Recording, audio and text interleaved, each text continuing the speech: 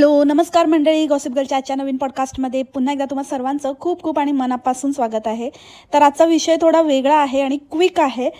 मी विचार केला की आजच या विषयावर आपण बोलून घेऊया, कारण मग ते खूप असतं ना, जसं मी नेहमीच म्हणते की म्हणजे भोजीच्या भाषेत मी नेहमीच म्हणते की जी गोष्ट आता बोलून घ्यायची आहे ती बोलून मोकळं व्हावं, आणि नंतर मग काही गोष्टी अशा असतात की त्या गोष्टींना आपण नंतर बोलून काहीही उपयोग होत नाही. जब चिडिया छुप गई खेत, म्हणून तसं होऊ नये म्हणून मी आजच या विषयाला हात घालते आहे आणि तुमच्याबरोबर जे मला बोलायचं आहे ते शेअर करते आहे. बेसिकली मला बरेच दिवस झाले मी ॲक्च्युली हिचे व्हिडिओ बघितलेच नाही. मुळात तर आधी सांगायला विसरली की आजचा पॉडकास्ट कोणावर आहे. आजचा पॉडकास्ट मी बरखा बिजुरीवर करत आहे. बरेच दिवस झाले हिचं मी काही व्हिडिओज वगैरे बघितलं नाही. ते घराची वगैरे पण काही कल्पना नाही. काय झालं हिचं घराचं तुम्ही मला जरा सांगा कॉमेंट सेक्शनमध्ये. नंतर मी 1-2 दिवसामध्ये डिटेलमध्ये व्हिडिओज बघेनच आणि मग नंतर त्याच्यावर मे बी परत एक वेगळं पॉडकास्ट घेऊन येईन. मीनवाईल तुम्ही पण मला सांगू शकता की नेमकं काय झालं हिचं घराचं. हिने पण खूप सगळ्यांबरोबर स्वतःचं पण काहीतरी चालू केलेलं ना, की ही पण केपीमध्ये घर बघत होती आणि आम्ही पण घेतोय वगैरे. ही पण सगळ्यांचं A to Z कॉपी करत, म्हणजे इन्व्हेस्टमेंटपासनं ते ह्यांचं काय बचत होते किंवा कसं आपलं मंथली बजेटिंग वगैरे हे सगळं हिने इतरांप्रमाणे स्वतःचे पण मोठे मोठे डेंगे हाकले. त्याच्यामध्ये पण भयंकर विरोधाभास आहे, कुठून काय कसं मॅनेज करतात. पण आता मला हे कळून चुकलं आहे की मे बी असेलही हिचं, म्हणजे जे काही ही बोलते की आम्ही लिटरली 2-2 लाखाची हे लोक दर महिन्याला बचत करतात, असं काहीतरी हिचं म्हणणं आहे. प्लस म्हणजे घर खर्च तो वेगळा. तर असेल पण, कारण बाकी कुठल्याच गोष्टीवर ही खर्च करताना दिसत नाही, रादर लक्ष देतानाही दिसत नाही. इतकं दुर्लक्षित आहे, इतकी हावरी आहे, इतकी पैशाच्या मागे हपापली आहे, इतकी वेडी झाली आहे की हिला घरात बेसिक जे गोष्टी करायला पाहिजेत, सेफ्टीच्या दृष्टीने म्हणा, हायजीनच्या दृष्टीने म्हणा, याही गोष्टी ही व्यक्ती करत नाही आहे. ह्याचं ज्वलंत उदाहरण म्हणजे एकदम क्लासिक एक्झाम्पल म्हणजे आज जे हिने व्हिडिओ शेअर केला, शॉर्ट शेअर केला ते आहे. बऱ्याच जणांनी तुमच्यापैकी बघितला पण असेल. तर लिटरली ह्या बाईच्या कानात कॉक्रोच गेलं होतं. अक्षरशः जिवंत झुरळ हिच्या कानात गेलं होतं, अक्षरशः कानाच्या पडद्यापर्यंत गेलेलं होतं. आणि इतकं ते बघून ते काढलं आणि ते सगळं शूट घेतलं आणि ते बघून मला इतकं किळस वाटली ना मंडळी. मी आज खाल्लं पण नाही आहे, मी नुसतं दुपारी कलिंगड खाल्लं. मला ते खावत पण नव्हतं. आणि इतकं घाणेरडं काय शेअर करता तुम्ही. ठीक आहे, तुम्हाला तो एक्सपिरियन्स आला किंवा तुमच्याबरोबर ती घटना घडली, शेअर पण करायचं. म्हणजे कितीतरी गोष्टी अशा आहेत ज्या तुम्ही खरं ॲक्च्युली शेअर केल्या पाहिजेत, ॲक्च्युली लोकांना सांगितल्या पाहिजेत, ते तुम्ही लपवून ठेवता. आता हिचं घराच्या बाबतीत पण म्हणजे मी थोडं झटपट नजर फिरवण्याचा प्रयत्न केला, तर त्याच्यामध्ये बऱ्याच लोकांनी असं लिहिलं आहे की ताई तू ह्याच्या पुढे ना असं सगळं झाल्यावरच सांगत जा, नजर लागते नजर. म्हणजे जिथे तुम्हाला लोकांची गरज आहे तिथे तुम्ही लोकांना वेठीस धरता किंवा लोकांकडनं पैसे ओरबड. म्हणजे मेन तर तुमचा अर्निंग स्रोत तर हेच आहेत ना, तुमचे अंडेच आहेत ना. हे 2-2 लाखाचं सेव्हिंग आणि मग घर घेण्याचं वगैरे सगळं नियोजन हे कोणाच्या जीवावर. डेफिनेटली पांडूच्या पगारात हे शक्य नाही आहे. पांडूच्या पगारात तर सेव्हिंग पण शक्य नाही आहे. पांडूच्या पगारात तर दुसरं मूल पण शक्य नव्हतं. तर हे सगळे जे इमले जे बांधतायत ते सगळ्या गोष्टी हे तर अंड्यांच्या जीवावरच चालल्या आहेत, ठगवूनच चाललं आहे. म्हणून मी पुन्हा एकदा सांगते, म्हणून तुम्हाला त्या गोष्टीची प्रचिती येते, म्हणून तुमची गोष्ट कार्य तुमचं सिद्धीच जात नाही किंवा तुमची फसवणूक होते किंवा त्यातनं काही ना काहीतरी विपरीतच घडतं. याचं कारणच हे आहे की तुम्ही लोकांना फसवता. आणि जेव्हा तुमचं एखादं काम होत नाही तेव्हा तर तुम्ही त्याच्याहूनही म्हणजे लोकांना अक्षरशः म्हणजे इतकं ग्रांटेड धरलेलं आहे की जेव्हा काम असताना तुम्ही त्यांनाच असं तुम्हीच सगळे, तुम्हीच मायबाप, तुम्हीच ह्या तुम्हीच त्या. आणि मग जर तुमचं एखादं काम झालं नाही तर ते लोक बिचारे, त्यांचं काहीही संबंध नसताना, उलट ते तुमच्यासाठी चांगलंच चिंतत असताना आणि आमच्याकडनं पण म्हणजे स्पेशली माझ्याकडनं पण एवढं अंडे हे ते वगैरे एवढे बिचारे काय काय ऐकून घेतात. काही असलं तरी म्हणजे त्या बाबतीत तर मी त्यांना बिचारच समजते. मूर्ख असतील पण बिचारे आहेत अक्षरशः. म्हणजे इतकं ते सगळे चहूबाजूंनी सगळं काही तुमच्यासाठी ते हे करतायत. त्यांचं काडीचं पण हे नाही. 50 रुपये त्यांना लिटरली रिचार्ज पण कसं कसं धडपडून असं कुठून कुठून एक एक पै जमवून 50 रुपयाचा रिचार्ज करून 50-100 रुपयाचा तुमचे व्हिडिओज बघतात, तुम्हाला धन करून देतात. आणि मग तुमचं एखादं काम फिसकटलं, जे की तुमच्याच चुकीमुळे फिसकटलं, तर त्यावेळेला तुम्ही हेही म्हणता की हे अंड्यांची नजर लागली किंवा लोकांची नजर लागली आणि मग लोकांचं असं झालं. म्हणजे कसं बोलू शकता तुम्ही हे? कसं हा विचार तुमच्या मनाला शिवतोच कसा? आता मुळात अंड्यांची नजर लागण्याचा प्रश्नच येत नाही, कारण अंडे तर तुमचे हितचिंतक आहेत. ते तर तुमचे म्हणजे अक्षरशः जीवाचं रान करतात तुमची स्वप्न पूर्ण करून देण्यासाठी. तर त्यांचा तर प्रश्नच येत नाही. आणि राहिला आमचा प्रश्न, जे डोळस आहेत आणि ज्यांना सगळं काही दिसतं आणि खटकतं तुमचं वागणं बोलणं हे सगळं, तर ते ते ह्या गोष्टीमध्ये इंटरेस्टच नाही आहे त्यांना. त्यांना तुमचं काही वाईट व्हावं असंही वाटत नाही आणि तुमचं भलं व्हावं असंही वाटत नाही. आम्ही तर न्यूट्रल आहोत आणि आम्हाला तर आमच्या आयुष्यात आम्ही समाधानी आहोत. त्यामुळे देखील आणि आम्हाला स्वतःच्याच आयुष्यामध्ये आम्हाला काय अचीव करायचं आहे, आमचे स्वतःचे गोल आहेत, त्यामुळे आम्ही त्याच्यात बिझी आहोत. आम्ही आमचं आयुष्य सेट करण्यात बिझी आहोत, रादर दॅन तुम्हाला पोसण्यापेक्षा आणि तुमचं धन करून देण्यापेक्षा. त्यामुळे तुमच्या आयुष्यात काय चाललंय, तुमचं काय भलं होतंय की बुरं होतंय, त्याचं आमच्याशी काही घेणं देणं नाही. आम्ही फक्त तुमचे व्हिडिओ बघतो आणि सोडून देतो. आम्ही तुमच्याबद्दल चांगला विचार पण नाही करत आणि वाईट विचार पण नाही करत. आणि जे काही आहे ते तुमच्या व्हिडिओवर आम्ही रिॲक्शन देतो, बस तितकंच आहे. जे तुम्ही दाखवता त्याच्यावरच बोलतो की बाबा तुम्हाला नाहीच होणार आणि हेच होणार, असं आमचं काहीच हे नाही आहे. आणि जर आम्ही तसं बोलतो पण तर त्याला कारणं आहेत. कारण ते तुम्हाला स्वतःला ते जाणीव झाली पाहिजे की का नाही होत बुवा आपलं काम. मेन तर तुमचं काम होत नाही, कारण तुम्ही ज्या गोष्टी करताय त्या एकदा पडताळून बघा की आपण किती खरे आहोत, किती सच्चे आहोत. म्हणजे कसं असतं ना, आपण लोकांना दाखवतो, लोकांना आपण हे करू शकतो, लोकांना पटवून देऊ शकतो, पण स्वतःच्या मनाला पटतंय का? तुम्ही स्वतःच्या मनाशी स्वतःशी खरे आहात का, प्रामाणिक आहात का? स्वतःला तर नाही फसवू शकत, तर ते स्वतःला विचारा.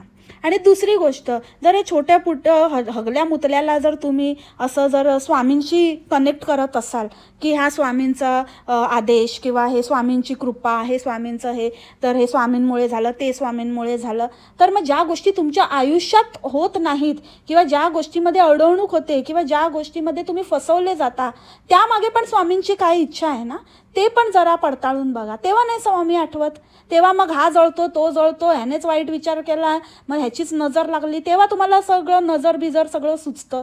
मग तेव्हा नाही का स्वामी आठवत? कदाचित तेही स्वामींचाच आदेश असेल, कदाचित तोही स्वामींचाच एक काहीतरी तुम्हाला सिग्नल असेल, तेच काहीतरी तुम्हाला वाट दाखवत असतील की हे तुमच्यासाठी योग्य नाही आहे किंवा तू योग्य करत नाही आहेस, म्हणून तुला ही गोष्ट नाही मिळू शकत, कारण तुला ह्याच्यासाठी हा बदल करावा लागेल. तर ते जरा फाइंड आउट करा ना, तेव्हा का नाही? आता मी हे सगळं का बोलते, कारण दोन मला एकदम विरोधाभासी गोष्टी आढळल्या. एकतर हे घराचं, की हिचं काम काहीतरी होत नाही आहे ते घराचं, आणि त्याचं खापर म्हणजे असं की कमेंट सेक्शनमध्ये मी बघितलं की लोकांवर फोडलं जाते की लोकांची नजर लागली हे ते, आणि हिचं म्हणणं असं आहे की पेपरवर्क, आणि हिला कोणीतरी फसवलं, जवळच्या व्यक्तीने फसवलं, कोणावर ट्रस्ट ठेवू नका हे ते असं वगैरे म्हटलं जातं. पण तिथे कुठेच असा स्वामींचा उल्लेख नाही आहे की बाबा स्वामींची इच्छा असेल किंवा स्वामी अजून काहीतरी चांगला विचार करत असतील किंवा असं काही कुठेही छोटासा पण उल्लेख हिने केलेला नाही जेव्हा हिचं काम फिसकटलं. पण तेच हिच्या कानात झुरळ गेलं आणि ते झुरळ काहीतरी म्हणजे त्या डॉक्टरकडे ती गेली अचानक. ते सकाळी तिला कळलं की तिच्या कानामध्ये काहीतरी हे होतं आणि तिची झोप डिस्टर्ब झाली आणि ती उठली आणि मग कोणच नव्हतं डॉक्टर, आणि मग एक डॉक्टर होते, मग त्यांच्या इथे ती गेली आणि मग तिथे जाऊन त्यांनी ते जिवंत OPDमध्ये जिवंत ते हे बाहेर काढलं, झुरळ बाहेर काढलं. आणि त्याच्यानंतर हिचं म्हणणं असं होतं की स्वामींच्या कृपेने हे झालं आणि समोरच स्वामी केंद्र होतं. तर मग मी जाताना पण स्वामींच्या म्हणजे केंद्रात गेली आणि मग ते सगळं झाल्यानंतर प्रोसेस परत मी स्वामींकडे गेली आणि नंतर मग हिने काहीतरी तो एक श्लोक म्हणा किंवा एक वर्स जे स्वामींचं आहे तर ते काहीतरी म्हणून दाखवलं, स्वामी शक्ती ज्याच्या पाठी वेदनेच्या सुटती गाठी. तर पहिले तर तुझी ती गाठ, छातीची गाठ काय झालं त्याचं पुढे काय काय हेच नाही, त्या डॉक्टरला तर म्हणजे अक्षरशः म्हणजे काय सासूने नंतर आईने सगळ्यांनी तिला धरून झालं. अक्षरशः सासू भांडायला जाणार होती, ती पाय लावून पळाली. कुठे भांडायला वगैरे काय नाही, तिला कळून चुकलं वाटतं आपली सूनच पोचलेली आहे भिलंदरबाई, त्या डॉक्टरला मी उगाचच बोलली. तर त्या डॉक्टरला बोलून वगैरे तिचा आभार बिभार तर काहीच नाही. ते वेदनेच्या गाठी सुटल्या की आणि बळावल्या की आणि काय झालं फुटल्या काय झालं त्याचं काहीच हे नाही, आसभासच नाही. ते झालं आणि गेलं व्हिडिओ छापून कमावले, बस डॉक्टरची बदनामी पण केली निर्लज्जबाईने. आणि आता हे नवीन, आता मुळात ह्या घटनेचा आणि स्वामींचा काय संबंध, म्हणजे स्वामींना इतकं हलक्यात घेतात हे लोक, इतकं हलक्यात घेतात की मला ना आता अक्षरशः म्हणजे काय करू, असं कुठे भेटतील तिथे थोबडावून काढेन असं मला वाटायला लागलं आहे आता. म्हणजे किती हे करायचं ना, कुठल्या गोष्टीचं किती किस पाडायचा. म्हणजे जस्ट बिकॉज ते ट्रेंडिंग आहे, अंड्यांना इझिली आपण टार्गेट करू शकतो त्या गोष्टीवरून, म्हणून वाटेल तिथे ते स्वामी नावाचा वापर करायचा. हेच मूळ कारण आहे की तुमचा ऱ्हास होतोय. हेच मूळ कारण आहे, कारण स्वामी जितके प्रेमळ ना तितकेच त्या तिपटीने ते रागीट आहेत. आणि त्यांचा जर कोप झाला ना एकेकाला सोलून काढतील. आणि एकदाच होईल पण बेकार होईल. त्याच्यामुळे ना हे फालतूगिरी बंद करा. ह्याच्यामध्ये तर सगळ्यात आधी तर तुझ्या घराची हायजीन, तू घरामध्ये इतके दिवस तुझी आई होती तिथे बसलेली कोथिंबीर निवळत, त्या व्यतिरिक्त काय जमतं का तिला, का नाही जमत का घरात असं खूप मोठ्या मोठ्या बाता, आईला असं लागतं तसं लागतं. आणि सासूबाई पण येऊन गेल्या. सासूबाई तर एकदमच काहीतरी आणीच होत्या. स्वतःचं तर बघितलंय काय अवतार आहे पण घराचा, पण इथे येऊन खूप हुशाऱ्या होत्या त्यांच्या. रादर तू असं सांगितलं की आमच्या सासूबाईंना खूप असं लागतं, आणि मग त्या ताईंना असं म्हणत होत्या की एव्हरी वीक ते सगळं ट्रॉल्या काढायच्या, साफ करायचं, हे ते वगैरे, असं स्वच्छता लागते हे ते. आणि त्या उपरही तुझ्याकडे मदतनीस आहे. म्हणजे तू लोकांनी इतकं तुला सांगितलं इतकी कंजूसी नको करू, इतकी कंजूसी नको करू, तर तू ते जीवावर उदार होऊन कसं बसं ठेवलीच बाई ती कामाला. आता त्यातूनही तुझ्या घरात झुरळं आहेत, इतकी झुरळं आहेत. म्हणजे हे तर असं नाही की एकच काहीतरी झुरळ आहे आणि ते कानात गेलं, असं तर नाहीच होऊ शकत. याचा अर्थ तुझ्या बेडरूममध्ये वगैरे ते झुरळ आहे, याचा अर्थ सुळसुळाट आहे झुरळांचा तुझ्या घरामध्ये. तुझ्या कॉमेंट सेक्शनमध्ये पण लोकांनी लिहिलंय की असेच फिरत असतात झुरळं, कधी कधी ओट्याच्या आजूबाजूला दिसतात, टाईल्सवर दिसतात. तू झाकण वगैरे ठेवत जा, नीट बंद करत जा, लक्ष देत जा. हे अक्षरशः म्हणजे लोकांनी नोट केलं आहे, कॉमेंट सेक्शनमध्ये आहेत या गोष्टी. तर तू काय स्वच्छता ठेवली, एवढ्या स्वच्छतेच्या गोष्टी, इतक्या मोठ्या मोठ्या बाता मारते, काय स्वच्छता आणि कसलं काय आहे. कानात जाईपर्यंत इतकी वेळ आलीच कशी. आणि इतकं पण तुझ्याकडे नाही आहे, इतका पण पैसा नाही आहे, इतकं 2-2 लाखाचं तू सेव्हिंग करणारी बाई, तुझ्याकडे इतकाही पैसा नाही आहे की तू एक पेस्ट कंट्रोल करून घेऊ शकते. म्हणजे काय ते असं काय दिसलं की झुरळ मारायची तिथल्या तिथे असं करायचीस का हां. आणि आता ते कानात घुसल्यावरती तुला रिअलाईज झालं, तरी अजूनही काही कशाचा पत्ता नाही की मी करेन किंवा मी काहीतरी असं. आता लगेचच सांगशील नवऱ्याला, कारण आता व्ह्यूज पडले तशी गेली माहेरी. आई होती तोपर्यंत आईच्या नावावर व्ह्यूज खात होती, खूप व्ह्यूज होते. जशी आई गेली काय माहिती पहिली बायको कुठे माहेरी पाठवली, तिचा टाईम झाला तर पप्पा घेऊन गेले हिला. पप्पांना करमत नाही, एक गेली तर दुसरी लागतेच, तर दुसरीला घेऊन गेले. आता आई गेल्याबरोबर व्ह्यूज पडले, व्ह्यूज पडल्याबरोबर आता काय करायचं, आता पेस्ट कंट्रोलसाठी पैसे गोळा करायला गेली वाटतं गावी. म्हणजे तुमची चूक. तुम्हाला कसं राहायचं, कसं वागायचं, या पैशाच्या मागे इतके हपापलेले आहात की तुमचं घरातल्या बेसिक गोष्टींकडे लक्ष नाही. ते कसलं काय गुळमीठ बनवते, खायला घालते, आणि ते कसे ते लहानपणापासूनच ती सवय झाली, ती मुलं पण खातात. कशाला काही हे नाही, अजिबात काय नाही. नुसतं आपलं ते क्लासेस आणि ब्लास्टर क्लास आणि प्रमोशन आणि व्हिडिओ आणि शॉर्ट्स आणि फेसबुक, इंस्टाग्राम, हे ते त्याच्यामध्ये म्हणजे एवढा कमवलेला पैसा नुसता आपला असा माहिती नाही कुठे घालून बसते ही बाई. इतकी घाणेरडी म्हणजे तुम्ही विचार पण नाही करू शकत की मी पण नाही. मी तर विचार करते की बाप रे, इतकं होईपर्यंत ही बाई काय करत काय होती, इतकं कसलं काय हिच्या नशिबाने हिच्याच कानात गेलं, ते लहान बाळाच्या कानात गेलं असतं, किंवा काय माहिती तिने किती वेळा खाल्लं पण असेल त्या बाळाने, किती वेळा हिच्या जेवणामध्ये पण झुरळ बिरळ पडत असेल, त्याचं बनत असेल पाणी, कसल्या कसल्या भाज्या बनवते. ते वांग्याचं भरीत बघितल्यापासून तर आणि मला डुचमळायला लागलं पोटामध्ये. त्याच्यामध्ये तर दिसणार पण नाही, गिळलं पण असतील यांनी किती वेळेला झुरळं. आणि ही बाई आता हिच्या कानात गेल्यानंतर ही सांगते की ते स्वामींना काय आता काय हीच कामं राहिली का तुमच्या कानातली झुरळं बघायची, की तुम्हाला एवढी पण अक्कल नाही आहे की बाबा आपल्याला काहीतरी त्रास होतो आहे की डॉक्टरकडे जावं. विज्ञान वगैरे काय आहे की नाही आहे. असं होतं तर मग घरातच बसायचं होतं, स्वामींनी काढलं असतं बाहेर ना, मग तो चमत्कार झाला असता. डॉक्टरकडे कशाला गेलीस? आणि डॉक्टरकडे जायची बुद्धी जर स्वामींनी दिली असं तुला म्हणायचं आहे तर मग तू महामूर्ख आहेस. असली बुद्धी द्यायला स्वामींकडे काय फुकट वेळ नाही. त्यांच्याकडे खूप जगाचं निर्माण करायचं आहे त्यांना. जगाच्या समस्या आहेत, ह्याच्याहून कितीतरी मोठ्या समस्या आहेत. त्यांना वेळ पण नाही आहे. तूच म्हणालीस ना की माझी तर तेवढी पण हे नाही आहे, काय लायकी नाही आहे, किंवा मी तेवढी पण पात्रता नाही आहे. सॉरी, एकदम हायफाय आहे बाबा, लायकी नाही. लायकी तर माझ्यासारखे छोटे लोक वापरतात. पात्रता नाही आहे ची, म्हणजे स्वामींनी तिला काही कन्सिडर करावं, ही तिची पात्रता नाही. नाहीच आहे तुझी पात्रता, नाहीच आहे. त्यांनीच तुझ्या तोंडून वधवून घेतलं. त्यामुळे ना ह्या वेळेला कशीबशी वाचली आहेस, पण ह्याच्या पुढे ना काहीतरी मोठं होईल. आणि तुझ्याच म्हणण्याप्रमाणे जे तू म्हणालीस ना, लाईफ इज अनप्रेडिक्टेबल, तेवढं शिकली आहेस ना ढापाढापी करून, ते अनप्रेडिक्टेबल होईल. आणि ते अनप्रेडिक्टेबल होईल ना तेव्हा म्हणजे काही हे स्वामींनी करवलं हे म्हणण्याचा पण चान्स मिळणार नाही कदाचित. हे पुढचं पण तुला सांगून ठेवते. त्याच्यामुळे वेळ राहताना सावध हो आणि जरा कंट्रोल कर. किती ते ओरबाडायचं, लोकांना तुत्या बनवायचं. म्हणजे असले अक्कलशून्य लोकांना अक्कल शिकवतात हे बघून म्हणजे मला खरंच त्या लोकांची कीव येते जे ह्यांच्याकडे धडपडतात. ह्या सगळ्या ब्लंडरमध्ये हे सगळं होत असताना एक बाई भयंकर एक नंबरची अंडी, आणि काय बोलू आता, म्हणजे तोंडात येतात. मी कालपासून बोलते, म्हणजे कहर केला आहे या DBS वाल्यांनी. आणि त्यांच्या अंड्यांनी तर त्याच्याहून उप्पर, म्हणजे इतकी बोलतात ना भिक्कार तोडबाई. इतकी तिला विचारते एवढ्या ह्याच्यामध्ये की ती पुस्तकं कुठून आणली, ताई प्लीज सांगा ना, पुस्तकं कुठून आणली. अरे तुला काय आहे का, अक्कल आहे का? पुस्तकं कुठून आणली, काय कुठून आणलं, स्वतःच्या पोरं काढलीस ती हिला विचारून काढलीस का? घे ना पुस्तक, स्वतः घे ना. तुझ्या आत्तापर्यंत कशी घेत होतीस तुझ्या पोरांना पुस्तकं? कुठून आणली मूर्खबाई.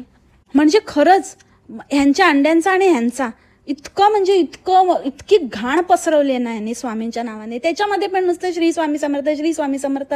अरे काय आहे तुमचं, काय प्रॉब्लेम काय आहे तुम्हाला? अरे तिला म्हणा गेलंच कसं तुझ्या कानामध्ये, कुठे काय करत होती एवढं. आणि एवढी सकाळी तिला असं हे झालं, उठून डायरेक्ट स्वामींच्या केंद्रात गेली, केंद्रातून दवाखान्यात गेली, परत केंद्रात गेली. आंघोळ केली होती का विचारा, बिना आंघोळीची सगळीकडे फिरत होती. आणि जरा ना जबाबदारी घ्यायला सांगा आणि जरा व्यवस्थित वागायला. जबाबदार असणं किंवा जबाबदारी घेणं म्हणजे फक्त आणि फक्त पैसे कमवणं नाही आहे. त्या पैशाचा वापर पण करता आला पाहिजे, योग्य ठिकाणी योग्य रीतीने वापर करता आला पाहिजे. आपल्या घरात आपल्या मुलांना त्याचा उपभोग घेता आला पाहिजे. त्यांच्यावरती ते दिसलं पाहिजे, आपण त्यांच्यावरती खर्च करतोय हे समजलं पाहिजे. आपल्या घरामध्ये आपण कसं आपली लाईफ इम्प्रूव्ह करू शकतो ते बघितलं पाहिजे. नुसतंच ते काय म्हणजे साचवते असा साचवलेला पैसा आहे ना, नाही कामाला येतो. त्यावेळेला जर तुम्ही तो उपभोग घेतला नाही ना तर साचवून काय करणार आहे? जर तो पैशाचा उपभोग घेण्यासाठीच तुम्ही नसाल तर, किंवा तेवढे तुम्ही असे धडधाकट राहिलाच नाहीत तर. आता ह्या वेळेला तुझं वाचलं, कानात गेलं, थोडक्यात वाचलीस. बहिरी झाली असतीस तर फाडला असता तुझा पडदा, तर काय केलं असतं मग? मशीन लावून फिरली असती ना मग त्या सेव्ह केलेल्या पैशाचं. काय बाई आहे, जिथे करायचं तिथे खर्च कर ना. हे सगळं नाही दिसत का अंड्यांना? तो पांडू एक लोमत्या सगळीकडे आपला फिरत असतो, तिच्या मागे मागे शूट करत आपला चपाड चाललेलं. त्याचं बोलायला पण देत नाही. तो 2 शब्द बोलला की काटते. लायकी बघा त्याची, लायकी शून्य माणूस करून ठेवलाय. तर मला फक्त इतकंच सांगायचं आहे की जरा बाई घराकडे लक्ष दे, स्वच्छता, आणि जरा त्या बाईकडून तरी काम करून घे. नुसतं आपलं लक्षच नाही, पैसे देते, खर्च करते आणि नुसतं दुसरीकडे पैशाच्या मागे लागली आहे, इतकी मागे लागली आहे, इतकी मागे लागली आहे की बस ते एकच टार्गेट, अजून आजूबाजूला काही म्हणजे काहीच दिसत नाही. आणि स्वामींचं तर आहेच, पण आहे ना छोट्या छोट्या गोष्टीसाठी जे जे स्वामी रूपी जे आहेत ना, सगळीकडे स्वामी नसतात, म्हणून त्यांच्या जागी दुसरे लोक, म्हणजे इन शॉर्ट देव सगळीकडे नसतो, म्हणून देवाच्या जागी दुसऱ्या प्रोफेशनची वगैरे किंवा जागोजागी प्रत्येक व्यक्तीची नियुक्ती झालेली आहे. तर त्यांचे आभार माना. त्यांचं राहिलं बाजूला असते, डॉक्टर नसते तर तुझं काय झालं असतं हा विचार कर. त्या डॉक्टरांचं जरा तरी काय वाटलं का तुला? काय उगाचच आता ते पैशासाठी स्वामी आठवले तुला, बरोबर, पण ते डॉक्टरांनी हे केलं म्हणजे त्या डॉक्टरांना तर हिने असं दाखवलं की कोण नव्हतं म्हणून मी त्यांच्याकडे गेली. अरे पण त्यांनीच तुला त्याच्यातनं बाहेर काढलं ना, ते होते म्हणून तू आज भैरी व्हायची वाचलीस. नाही तर झालं असतं भैरी आणि भैरूतनं आणि कुठे कुठे गेला असता तो तुझ्या, आणि जाऊन परत छातीच्या गाठीला चावला असता, मग दुखायला लागलं असतं. काय बाई आहे, काय बोलतात, म्हणजे पैसा पैसा पैसा. त्या स्वामींना पण पैशासाठी वापरायचं, माणुसकी नावाची गोष्ट नाही आहे. बेशरम लोक. असो, काही लोकांना ना प्रत्येक गोष्टीचा ना खूप भयंकर लेवलवर अनुभव आल्याशिवाय ना ते लोक सुधारत नाही. प्रत्येक वेळेला देवाला त्यांना ना एक काठीचा प्रसाद द्यायलाच लागतो, त्याशिवाय ते नाही सुधरत. तर असंच ह्यांना कधीतरी तो प्रसाद मिळेल आणि मग हे लोक सुधरतील, हे ठिकाणावर येतील. कारण हे मी जवळून अनुभवलं आहे की एखादी गोष्ट जेव्हा परमेश्वराला तुमच्याकडनं करून घ्यायची असते ना, तेव्हा तो जोपर्यंत त्याने दिलेली समज तुम्ही समजत नाही किंवा तुम्हाला त्याचा इशारा समजत नाही, तोपर्यंत तो तुम्हाला वेगवेगळ्या पद्धतीने ती गोष्ट समजवण्याचा आणि ते अनुभव तुम्हाला देत राहतो की एकतर तुम्ही त्याचा नाद सोडा, नाहीतर मग तुम्ही ती गोष्ट ती देवाला सांगायचं आहे ती गोष्ट तुम्ही समजून घ्या. असं असं होतं.